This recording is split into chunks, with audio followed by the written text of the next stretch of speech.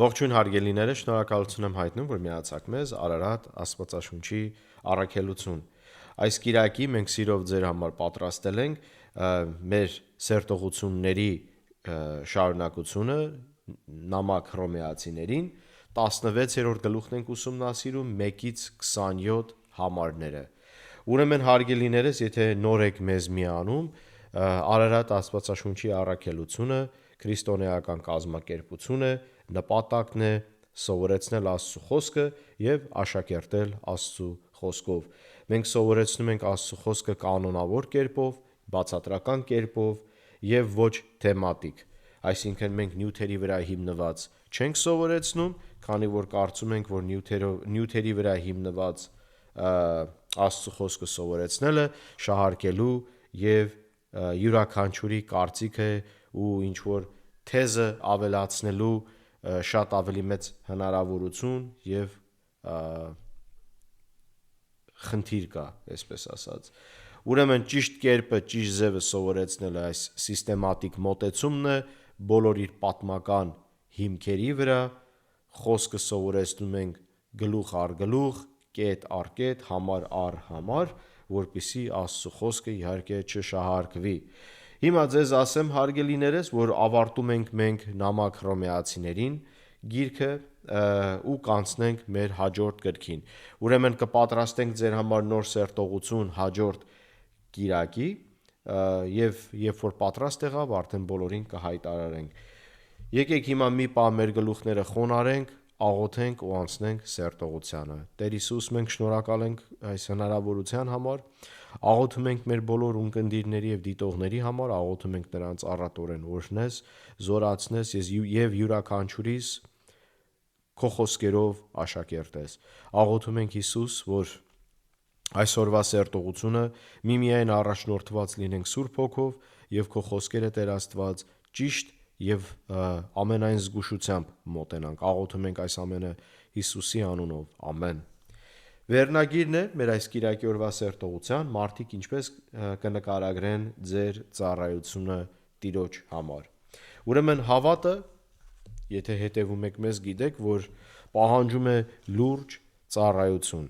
Մենք չենք կարող ընդհանրապես մակերեսային մոտեցում ունենալ, այլ հարկավոր է ամբողջությամբ նվիրվել երկնքի արքայության գործերին։ 16-րդ գլխի մեջ Պողոս առաքյալը մանրամասն շեշտում է լրջագույն հավատի անձանց մասին եւ անուններն է նշում, որոնք կարևորագույն դեր ունեին եւ նրանք չէին հիշվում որպես պարզ ու հասարակ մարդիկ,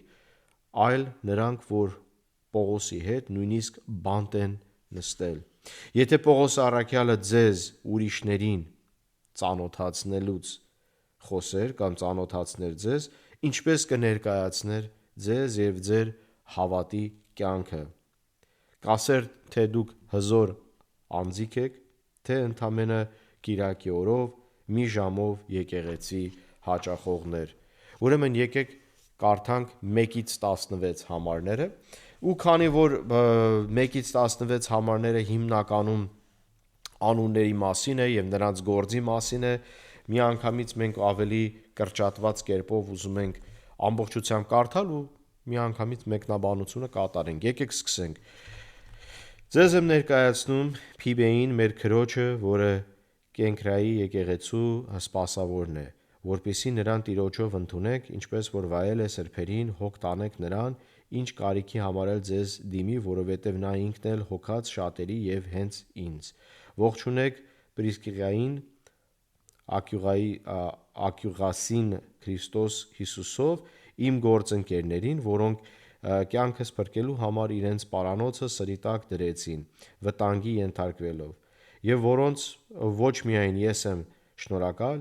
այլ հեթանոսների բոլոր եկեղեցիները, ողջունեք նրանց տանը հավաքվող եկեղեցուն։ Նաև նրանց տան հավաքվող եկեղեցուն։ Ողջունեք Եփենետոսին, իմ սիրելիին, որ Ասիայից Քրիստոսի առաջին պտուղն է, ողջունեք Մարիամին, որ շատ աշխատեց ձեզ համար, ողջունեք Անդրոնիկոսին եւ Հունիային, իմ ազգականներին եւ բանտակիցներին, որոնք առաքյալների մեջ երևելի են և որոնք ինձանից առաջ են Քրիստոսին պատկանել։ Ողջունեք Ամփիայեսին, իմ սիրելիին Տիրոջով, ողջունեք Ուրբանոսին, Քրիստոսով մեր գործակիցին և Ստաքեսին, իմ սիրելիին, ողջունեք Աբեղեսին, որ փորձված է Քրիստոսով, ողջունեք նրանց, որ Արիստոբուխոսի ընտանիքից են, ողջունեք Հերովդիոնին, իմ ազգականին, ողջունեք նրանց, որ Նարկիսոսի ընտանիքից են և Տիրոջ մեջ են, ողջունեք Տրիփիային ու Տրիփոսային, որ աշխատում են Տիրոջ համար, ողջունեք սիրելի Պերսիդային, որ Տիրոջ համար շատ աշխատեց, ողջունեք Ռոփոսին, որ ընտրված է Տիրոջով և նրա մորը, որ նաև ինձ է մայր, ողջունեք Ասյոնկրիտրոսին, Պղեգոնին, Երմասին, Պատրոբասին, Երմեսին և եղբայրներին, որ նրանց հետ են, ողջունեք Պիղողոգոսին, Հուլիային, Ներկայիսին ու նրա քրոջը, Ողիմպիային, որ բոլոր սրբերին ու նրանց հետ են, սուրբ համբույրով ողջունեք միմյանց, Քրիստոսի բոլոր եկեղեցիները ողջունում են ձեզ։ Լավ, այսքանը ուրեմն Պողոս առաքյալը ներկայացնում է մի շարք հավատացյալներին, եւ այս համարները մենք կամփոփենք իհարկե հետեւյալ ձևով։ Պողոս առաքյալը նշում է այս մարդկանց, ովքեր հավատի մեջ մեծ գործեր են արել, ինչպես նշեցինք սերտողության սկզբում, ինչպես կներկայացվեք դուք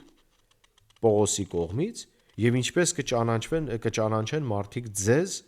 որպես հավատացյալներ։ Ես այս միտքն եմ ուզում քաղել այս համարներից, որտեղ իհարկե ամեն մեկը իր կարևորությունն ունի, ամեն մի անձնավորություն, որ Պողոս առաքյալը ներկայացնում է, իր աշխատանքն է արել եկեղեցու համար, եւ մեր համար անհրաժեշտ է, որ մենք էլ այս օրինակով մտածենք ու ուղղակի մի պահ կանգ առնենք ու վերանայենք եւ ավելի ճիշտ հասկանանք մեր քայլը եւ հավատի կյանքը։ Այս անձերը նշանավոր մարդիկ էին համարվում ու լուրջ ծառայություն էին կատարել եւ ծառայությամբ էին զբաղված։ Հարցը իհարկե բոլորիս է տրված եւ անտարբեր չեն կարող լինել հավատի հետ պարտականությունների վերաբերյալ։ Շատերի համար հավատը վերածվել է ակումբի ու ընդամենը ժամանցի վայր ու շփվելու նպատակ է դա կատարում, ոչ թե իրականում երկնքի արքայության գործերի վայր եւ մարմին, ասենք, որպես եկեղեցին։ Գիտեք, չպետք է հավատի կյանքը բարդացնել, բայց նաև պետք է հասկանալ, որ ինչպես ամեն մի իշխանություն, ամեն մի արքայություն, ամեն մի պետություն, նույնիսկ եկեղեցին, իհարկե, ունի իր աշխատանքները, ունի իր պարտականությունները, ունի իր գործերը, որ անհրաժեշտ է կատարել։ Մեր գլխավոր նպատակը ո՞րն է, որ Աստծո խոսքը մենք ավետարանենք եւ կիսվենք Աստծո խոսքը, ավետարանը մեր հարազատների, բարեկամների, մտերիմների հետ եւ դրանից դուրս, այդ օղակից դուրս անծանոթ մարդկանց եւ նույնիսկ օտարների։ Իհարկե մեր նպատակն է, որ Աստծո խոսքը աշխարհով մեկ սփռվի։ Իհարկե Աստծո խոսքը միայն հայ ժողովրդի համար չի, այլ բոլոր ազգերի համար է։ Ուրեմն ինչ է նշանակում։ Նշանակում է այն, որ մենք պարտականություն ունենք կատարելու։ Ու քանի որ այսօր եկեղեցին գտնվում է չեզոք վիճակում, այսպես ասենք, գոլ վիճակում, ինչպես որ հայտնության գրքի մեջ է գրված, որ Աստված գոլ այդ անձնավորությունը չի սիրում, կամ ասում է տաք եղի կամ սառը եղի։ Ուրեմն մեր նպատակը պետք է լինել, որ մենք հավատքի նկատմամբ տաք լինենք, մեր հավատքի նկատմամբ նվիրված լինենք։ Ու այս մարդիկ ոչ մի ջանք չխնայեցին, այլ կատարեցին ամեն ինչ, եւ ինչպես որ տեսնում ենք, որոշներն էլ նույնիսկ Պողոս առաքյալի հետ բանտում էին իրանք գտնվում։ Ինչու՞, որովհետև նրանք պատրաստ էին ամեն ինչ անել հավատքի համար։ Սա է կարևոր միտքը, որ ես ուզում եմ քաղել այս համարներից, 16 համարներից։ Իհարկե, եթե ցանկություն ունեք խորանաք ամեն մի անձնավորության անունը, որ նշված է այստեղ, յուրաքանչյուրի կենսագրությունը կարող եք դուք ուսումնասիրել եւ բազմաթիվ ռեսուրսներ կան, որի միջոցով կարող եք ավելի մանրամասն հասկանալ, բայց ընդհանուր միտքը ինչ որ ես եմ ընկալում եւ ուզում եմ ձեզ փոխանցել, կարեւորագույն այդ միտքը այն է, որ մենք էլ մեր հավատի կյանքը վերանայենք եւ պարզապես գնահատական տանք մենք ինքներս մեզ, որ տեսնենք իրոք որտեղ ենք մենք գտնվում, ինչ մակարդակի վրա ենք գտնվում, չեզոք անձնավորություններ ենք, թե իսկապես տաքացած ենք մենք, տաք ենք Տիրոջ գործերի եւ աշխատանքների համար։ Եկեք հիմա 17-ից 18 համարները կարդանք, որտեղ Պողոս առաքյալը այդ ողջույնները կատարելուց հետո անցնում է արդեն վերջին իհարկե զգուշացումների։ Գրված է. եղբայրներ, աղաչում եմ ձեզ, որ զգուշանաք նրանցից, ովքեր հերձվածներ ու գայթակղություններ են առաջացնում այն վարդապետությունից դուրս, որ դուք սովորել եք, նրանցից հեռու մնացեք, այդպիսիները մեր Տեր Հիսուս Քրիստոսին չեն ծառայում, այլ իրենց որովայնին, եւ պարզամիտների սրտերը քաղցր խոսքերով ու գովասանքներով են մոլորեցնում։ Պողոս առաքյալը ըստ մի շարք կարևոր կետեր է ներկայացնում։ Ընդհանուր է սուտ վարդապետների ուսմունքը կամ զգուշացումը գտնվում է ամբողջ նոր կտակարանում։ Հատկապես մենք կարող ենք դա տեսնել Գաղատացիների գրքում, մենք տեսնում ենք դա Գործ առաքելոցի մեջ եւ ինչպիսի պայքարներ է գնում սուտ վարդապետությունների դեմ, նույնիսկ առաջի Պետրոսի եւ երկրորդ Պետրոսի նամակների մեջ, ավելի կոնկրետ երկրորդ Պետրոսի նամակի մեջ, որ խոսում է ավելի մանրամասն սուտ վարդապետների մասին, բայց նաեւ առաջինի մեջ էլ կա շատ մանրամասն գրված, ու իհարկե ինչու։ Տեսեք,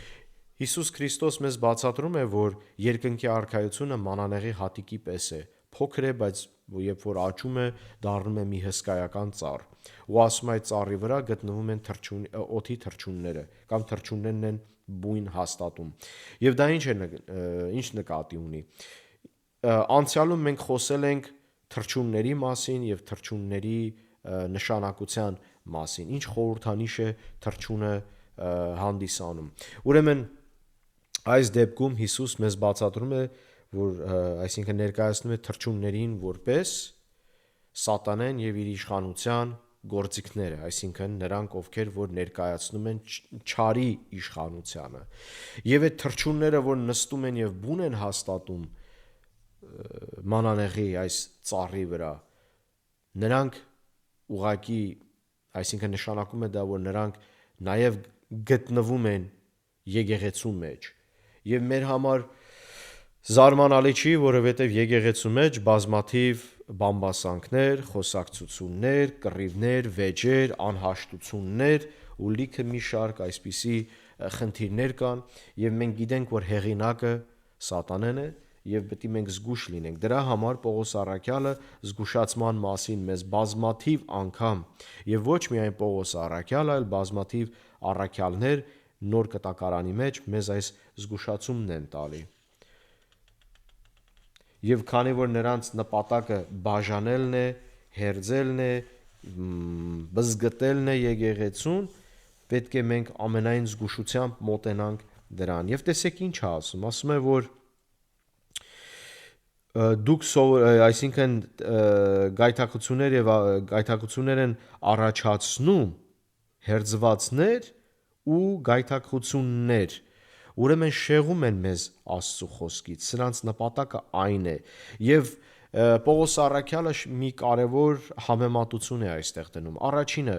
նա ով բերում է Աստծո խոսքը անառատ կերպով, Հիսուս Քրիստոսի վրա է հիմնված, եւ ավետարանը պետք է լինի դեպի ուղղությունը տանող Հիսուս Քրիստոսին։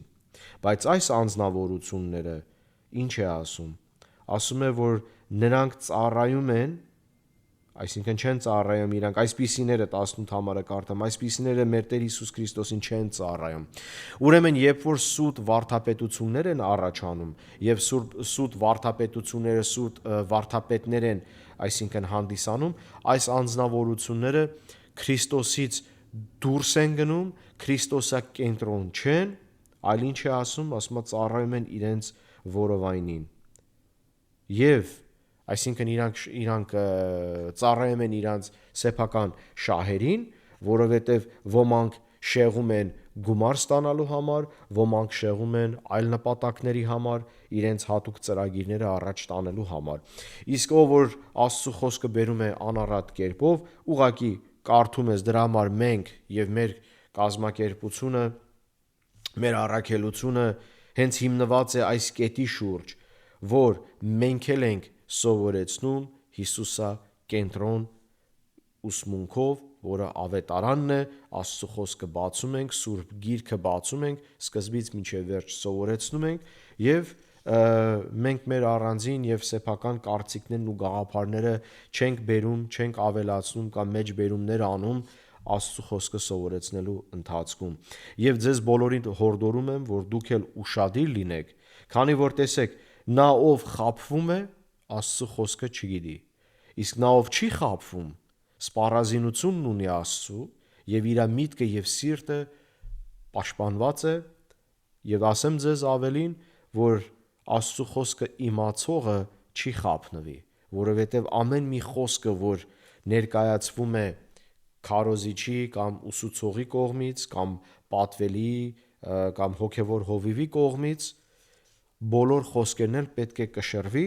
եւ փորձվի Աստծո խոսքով, որպիսի տեսնենք ճշմարիտ է, թե ճշմարիտ չէ, համաձայն է, թե համաձայն չէ Աստծո խոսքին։ Ուրեմն սա առաջի հերթին, երկրորդ հերթին տեսեք ինչ է ասում է. այսպիսիներ մեր Տեր Հիսուս Քրիստոսին չեն ծառայում, այլ իրենց որովայնը եւ պարզամիտների սրտերը քաղցր խոսքերով ու գովասանքներով են մոլորեցնում։ Պարզամիտները ովքեր են։ Սրանք միամիտ անձնավորություններ են, եւ տեսեք Աստծո խոսքի մեջ միամիտը գնահատելի չի, խորագետն է, իմաստունն է գնահատելի, եւ Աստված քաջալերում է բոլորիս, որ մենք էլ նույնպես խորագետ լինենք, իմաստուն լինենք ու միամիտ չլինենք, որովհետև տեսեք, երբ որ չարը գալիս է խաբելու, շեղելու եւ այսպես ասած հերձվածներ ու գայթակղություններ են առաջացնում, նա ով Աստծո խոսքը գիտի, արթուն է, զգոն է եւ կհասկանա նրանց ստերը, բայց երբ որ միամիտ ես, արթուն չես, քնած ես հավատքի մեջ, սպառազինությունը չունես, ինչպես Եփեսացիներին 6-րդ գլխում Պողոս առաքյալն է մեզ սովորեցնում, այն ժամանակ դու պատրաստ չես եւ սատանու եւ իր իշխանության բոլոր ստերին, բոլոր հարվածներին արդեն անզոր կլինես եւ անզոր լինելով կխաբնվես եւ տես ինչ է ասում, գալիս են նրանք քաղցր խոսքերով ու գովասանքներով են մոլորեցնում։ Զգուշություն պետք է ունենալ, երբ տեսնում ենք անձիկ, որ մեզ այսպիսի վերաբերմունք են ցույց տալի, երբ որ չափից դուրս գովասանքներ են բերում, չափից դուրս մեր հետ շատ քաղցր կերպով են վերաբերվում, կարելի է մտածել, որ ինչ որ այլ նպատակ կա դրա հետևում եւ պետք է զգուշ լինենք։ Ուրեմն աշխատենք, որ մենք էլ ձգտենք դեպի իմաստության եւ խորագիտության, որպիսի մեր բոլոր քայլերը կշռված լինի, ծանր լինի եւ մենք էլ կարողանանք զանազանենք չարը բարիից։ Անցնենք 19 համարին, գրած է. «Քանզի ձեր հնազանդությունը ամենքին է հայտնի դարձել, արդ ձեզ համար ուրախ եմ, միայն ուզում եմ, որ դուք բարու հանդեպ իմաստուն լինեք, իսկ չարի հանդեպ անմեղ»։ Տեսեք, նորից Պողոս առաքյալը գովում է նրանց, այսինքն նա տեսնում է հավատքը եւ եկեղեցու աճը եւ եկեղեցու զորությունը, նաեւ խրատ է տալիս թեև նրանք որ հզոր են էլի հավատքի մեջ, նո ինքը ունի խրատ է տալիս, որ խելացի վարվեն ու խորագետ կերպով, բայց ոչ չարին չարությամբ հատուցեն։ Այսինքն իմաստության մասին խրատը կրկնվող ուսմունք է, որ մեզ բոլորիս թող դրդի, որ Տիրոջից խնդրենք, որ մեզ տանա իմաստություն, բայց նաև ինքը ասում է չարին չարով մի հատուցեք։ Ուրեմն մենք հասկանանք, որ վրեժխնդրությունը եւ այդ միջոցները իհարկե Տիրոջն է, եւ մենք պետք է որ մնանք մեր առաքելության եւ ճանապարհի վրա, Աստծո խոսքը անենք եւ չշեղվենք մենք չարի աշխատանքներով, նրանց էլ հատուցենք չարությամբ։ Ուրեմն պետք է աղոթող լինենք, Տիրոջը նվիրված լինենք, որ կարողանանք մենք զգուշ լինենք, զգոն լինենք, ուշադիր լինենք, պաշտպանված լինենք մենք Տիրոջ սպառազինությամբ, չխաբնվենք եւ ուրիշներին էլ հետևենք, որպեսզի նրանք էլ նույնպես չխաբնվեն, որովհետեւ տեսեք Գաղատացիներիս 6-րդ գլխի մեջ մեզ բացատրում է, որ իհարկե մենք ուրիշների բեռը պետքա վերցնենք հավատացյալների եւ նրանց նկատմամբ ուշադիր լինենք եւ եթե կա խնդիրներ, օգնենք, որ նրանց ճանապարհը ուղենք, բերենք նորից ճշմարիտ ուղղության վրա։ Սա է կարևոր մեր համար հիշենք, որովհետև մենք մեր համար չենք ապրում, այլ մենք նվիրված ենք եւ հիմնված ենք ամբողջ մարմնի համար, Տիրոջ մարմնի համար, եկեղեցու համար։ Հետևաբար հավատքի կյանքը ձեզ նորից ասեմ, ինչ որ մեկուսացված կյանք չի, խմբակային կյանք է եւ եկեղեցու մեջ պետք է անցկացնենք մեր կյանքը, այսինքն մարմինը Աստծո, Հիսուս Քրիստոսի եւ այսպես մեկս մյուսի նկատմամբ պետք է պարզապես հոգատար լինենք եւ ուշադիր լինենք։ Սա է կարևորագույն կետը, որ նաեւ մեզ Աստծո խոսքը սովորեցնում է։ Անցնենք հիմա 20-ից 23 համարները, որը ընդհանուր խոսքեր են Պողոս առաքյալից գրված է եւ խաղաղության Աստվածը թող շուտով սատանային ձեր ոտքերի տակ խորտակի, մեր Տեր Հիսուս Քրիստոսի շնորհը ձեզ հետ լինի, ամեն։ Ձեզ ողջունում է իմ գործընկեր Տիմոթեոսը եւ Ղուկիոսը, Հասոնն ու Սոսիպարտոսը, իմ ազգականները։ Ողջունում եմ ձեզ նաեւ ես Տերտիոսը, որ Տիրոջով այս նամակը գրեցի։ Ձեզ ողջունում է Գայոսը, իմ եւ ամբողջ եկեղեցու հյուրընկալը։ Ձեզ ողջունում է Երաստոսը, քաղաքի գանձապահը, ինչպես նաև Կվարտոս եղբայրը։ Ուրեմն տեսեք, հարգելիներս, Պողոս առաքյալը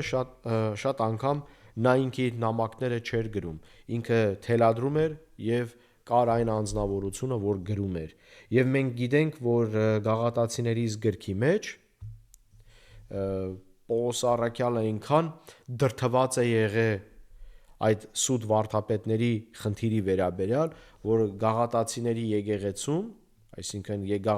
Գաղատիայի գտնվող եկեղեցիները, եկեղեցիներին ուղված այդ նամակը, ասենց այսպես ասեմ, նա ինքը իր ձեռով է գրել եւ ասում եմ մեծ տառերով է գրել, որովհետեւ Պողոս առաքյալը տեսողության հետ խնդիր է ունեցել եւ ոչ միայն շեշտելու նպատակով է նա մեծ տառերով գրել, այլ ասեմ, որ իր աշկերի տեսողությունը բավականին մեծ խնդիր կար, բայց այդ նամակը ինքը իր ձեռով է գրել, որովհետև նա պարզապես այնքան զգացված է եղել, այնքան մտահոգված է եղել եկեղեցու իրավիճակի համար, որ կային այն մարդիկ, որ տանում էին եկեղեցուն դեպի հին ուխտ, եւ նա դրա համար ընդունելի չէր, քանի որ այնինչ որ մեր Տեր Հիսուս Քրիստոսը խաչի վրա արեց, հարություն առավ եւ մեր համար փրկության ճանապարհ տվեց, որով որ նրան հավատա փրկվի, հին ուխտը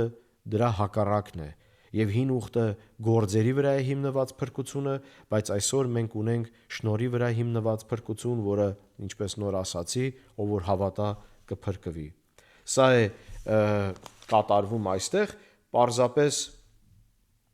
ուրեմն այն անձնավորությունը, որ Պողոսի համար գրել է, նայել է ողջույններ ուղարկում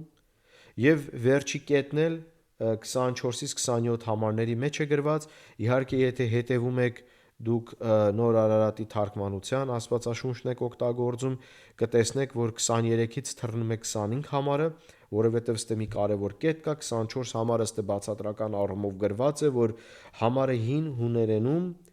պակասում է։ Ուրեմն 24 համարը հետևաբար չկա հայերեն թարգմանության մեջ, որոշ թարգմանություններ 24-ը ավելացնում են, բայց ոչ թե հենց կոնկրետ 24-ը, այլ ձևով շարունակություն է ուղղակի կատարվում, բայց ասեմ ձեզ, որ անգլերեն լեզվով այս համարը 24 համարը կա եւ ուղղակի ձեզ կարճ կերպով բացատրեմ, թարգմանությունը գրված է անգլերենից հայերեն թարգմանեմ, գրված է Հիսուս Քրիստոսի շնորհը թող ձեր հետ լինի։ Այս է ընդհանրապես գրված, որը չկա հին հունարենում,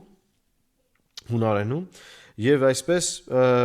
ուրեմն կանցնենք կկարդանք 25-ից սկսած, գրած է եւ հիմա նրան, որ կարող է ձեզ հաստատ պահել ըստ իմ ավետարանի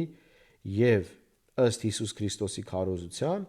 ըստ այն խորհրդի հայտնության, որ հավիտենական ժամանակներից ի վեր լուր պահված էր, սակայն այժմ հայտնված է մարգարեների գրքերի միջոցով հավիտենական Աստծու հրամանով եւ բոլոր հեթանոսների ծանուցված եւ հավատին հնազանդվելու համար։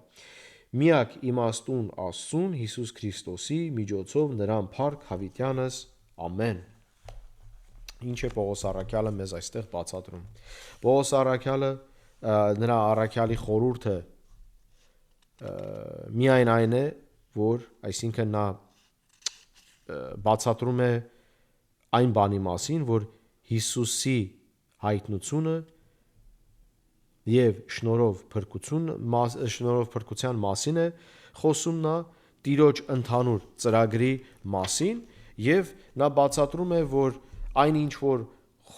պատրաստվել է, խոսվել է, այսինքն սովորեցվել է, այն է ինչ որ գիտեք եւ Տեր Հիսուս Քրիստոսի ավետարանն է, որ քարոզվում է եւ այլն։ Պարզապես շատ բան չկա այստեղ բացատրելու, կարող ենք նորից մի քանի կետ այստեղ ուսումնասիրել, որ ասում է եւ հիմա նրան, որ կարող է ձեզ հաստատ պահել, այսինքն Աստծու մասին է խոսքը, ըստ իմ ավետարանի եւ ըստ Հիսուս Քրիստոսի քարոզության։ Այսինքն նա ինչ որ քարոզում է եւ ավետարանում է Հիսուս Քրիստոսը սովորեցնում, այլ ուրիշ ոչ մի բան, եւ ըստ այն խորհրդի հայտնության, որ հավիտենական ժամանակներից ի վեր լուր պահված էր։ Կա մի բան, որ կարող ենք շեշտել այստեղ, այն խորհուրդը, որի մասին որ նա խոսում է, շնորհով փրկության եկեղեցու ժամանակաշրջանի մասին է խոսքը եւ հեթանոսներին հավատքի բերելը եւ Տիրոջ ընտանիքին վերամիավորելու մասին է խոսում, իսկ նաեւ ասեմ, որ Սուրբ Երրորդությունն էլ այդ հասկացողությունը ուրեմն այսպես ասեմ հին ուխտի մեջ դեռ չէին հասկացել ամբողջությամբ, բայց նոր ուխտի մեջ այդ խորհուրդը ավելի մեր համար բացվել է եւ ավելի պարզ է, որ գիտենք կա Հայր Աստված, Որդի Աստված եւ Սուրբ Հոգի Աստված, երեք են, բայց մեկ են։ Այս գաղափարի մասին է նաեւ խոսում եւ ընդհանուր վերջում իր վերջի խոսքով ավարտում է 27 համարով։ Ուրեմն հարգելիներս, այսպես մենք վերջացրեցինք, ավարտեցինք նամակ հռոմեացիներին ամբողջությամբ, տևեց մոտավորապես 11 ամիս, համարյա կարելի ասել մի տարի, եւ կանցնենք մեր հաջորդ նամակին, հաջորդ կիրակի։ Աղոթում եմ Տերը ձեզ առատորեն օրհնի։ Ամեն։